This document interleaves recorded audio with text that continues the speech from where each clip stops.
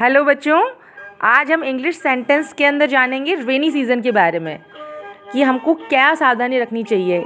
बहुत ही अच्छा सा मौसम आ गया है, लेकिन थोड़ी सी हमको सावधानी, थोड़े से प्रिकॉशन रखने चाहिए। तो देखिए, फर्स्ट है, बारिश के दिनों में हमें बाहर का खाना और जंक फूड नहीं खाना चाहिए। We should not eat outside food and junk food during rainy days. Second sentence है, बारिश के दिनों में सफाई का विशेष ध्यान रखना चाहिए। Take care of cleanliness in rainy days. तो फिर अच्छे से आप बारिश के सीज़न का एंजॉय लीजिए और इन चीज़ों को फॉलो करते रहिए। Thank you.